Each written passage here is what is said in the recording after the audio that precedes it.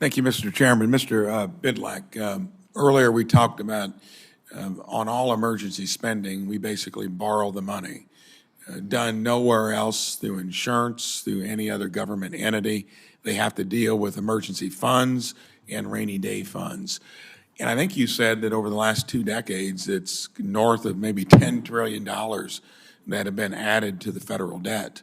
Can you explain why a rainy day fund, an emergency fund, would actually be a better way of doing it?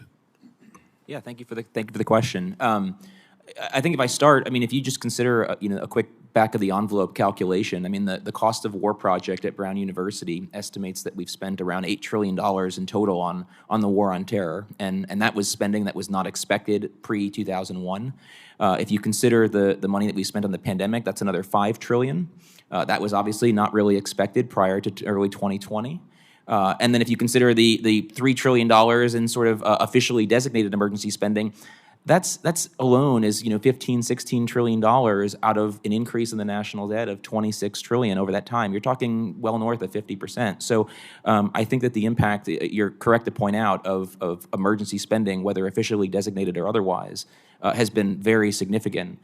In the context of emergency funds, I mean, I think to some degree it speaks for itself. I mean, if we look at how states were able to respond in the pandemic, they had, their emergency funds were pretty much flush with cash in the early stages, and that put them in a very strong position. I think that there's been a lot of sort of misinformation, maybe that it was a requirement that they get funds from the federal government to replenish their emergency funds, but their emergency funds were in very strong shape early on, and the same was true even going back to the 2008 financial crisis. And so the value here is that you have actual funds put aside for these types of expenditures, which, look, is the kind of thing that we all do in our own private lives and that we expect even businesses to do to plan for unforeseen events.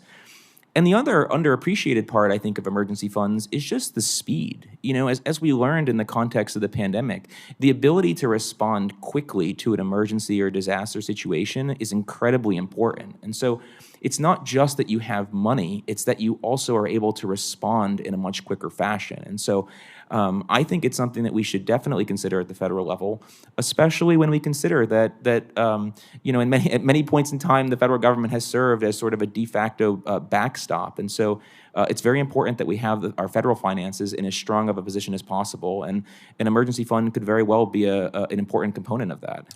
And I think sooner or later, when you have any understanding of fiscal policy, macroeconomics, you are going to pay the piper with inflation and other things that happen due to that approach.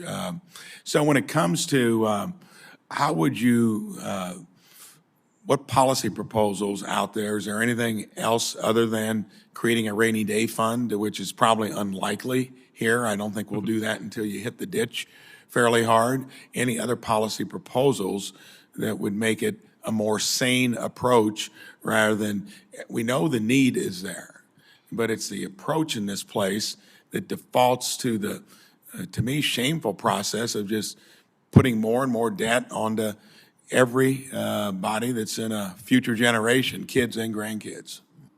Yeah, I mean, I like to be a little bit more optimistic, perhaps, and hope that we might be able to go and implement an emergency fund. Look, I think there are a lot of lessons from the states and from other countries. I mean, I referenced in my written testimony the Swedish case, where Sweden was actually found themselves in a very similar situation in the 1990s. They had a generous social safety net.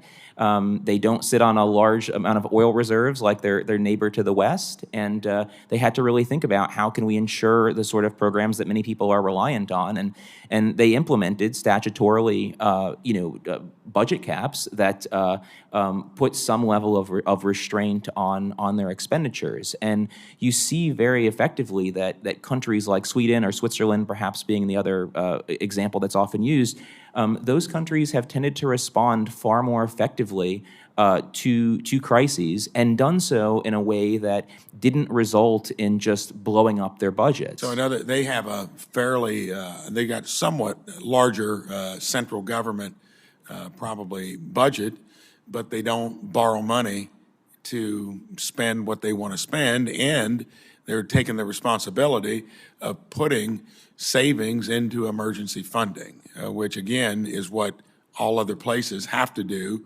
This is the only place that seems to try to violate that rule routinely. Yeah, I mean, in this country, we just went through the debt limit fiasco, crisis, whatever you want to call it, and I think there's a lot of acknowledgement from people on both sides of the aisle that the way that we deal with our sort of expenditures in this country is not ideal. There are virtually no other countries that have this exact same process. I think Denmark is the only other one. And instead what they do is they cap their expenditures as a function of expected revenue, which is itself a function of what they've taken in recently and what they expect in the short term. And that's a much smarter way of doing it, and it gives you a lot more flexibility to respond to unforeseen events. I mean, in the Swiss case, they don't have an emergency fund explicitly, but they're able to engage in emergency spending, and then it sort of that impacts what they're able to spend in the coming 5 or 6 years. And so again, these types of lessons I think are very important and big picture have wide-ranging implications for both the finances of the country and how we deal with emergencies. Thank you.